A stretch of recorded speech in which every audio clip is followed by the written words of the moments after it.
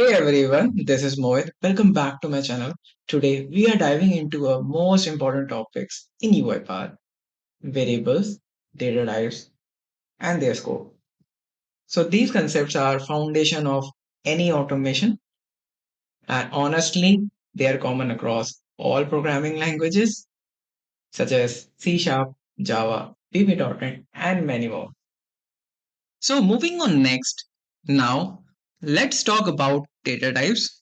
Data types in UiPath define what kind of data a variable can store, and it's really important for choosing the correct data type that makes your workflows efficient, fast, and error-free. Please note, selecting the correct data type is an essential UiPath best practice, and even that makes your code cleaner.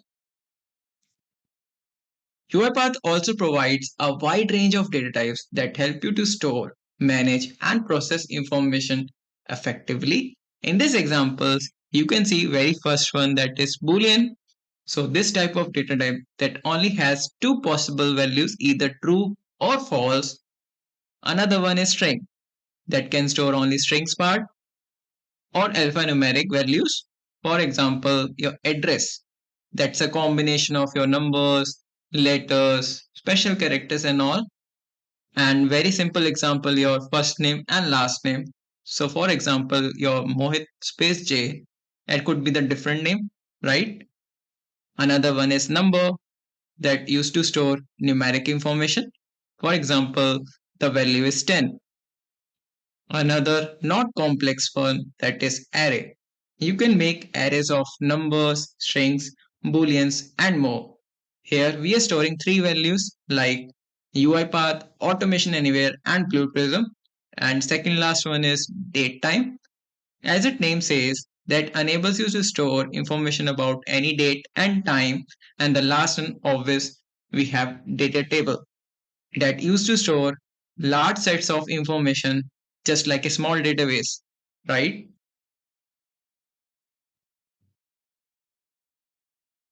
Moving on next, what exactly are variables? Variables are containers used to store data during automation.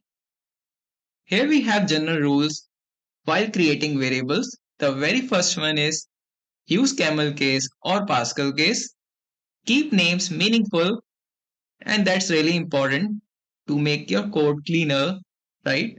Third one is avoid spaces and special characters and be consistent across the project.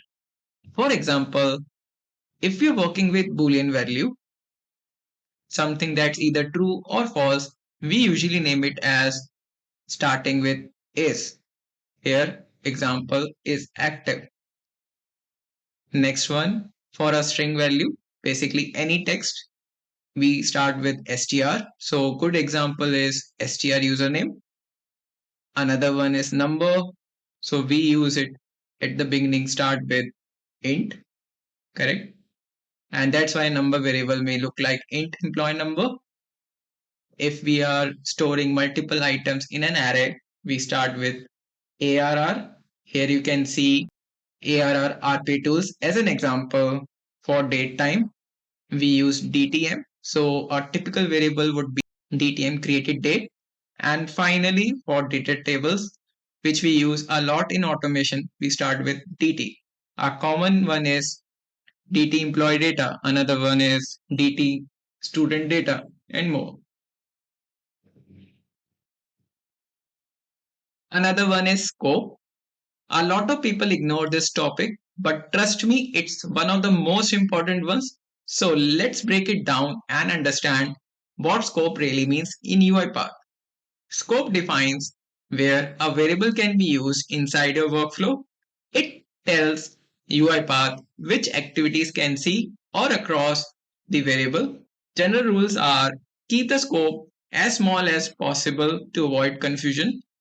Another one, increase the scope only when more activities must use the variable. Don't worry, we will look at a working demo in the next video. Until then, goodbye. I hope you find this video helpful. Don't forget to like, share and subscribe to my channel. Your support really keeps me motivated to create more awesome videos. Thank you everyone.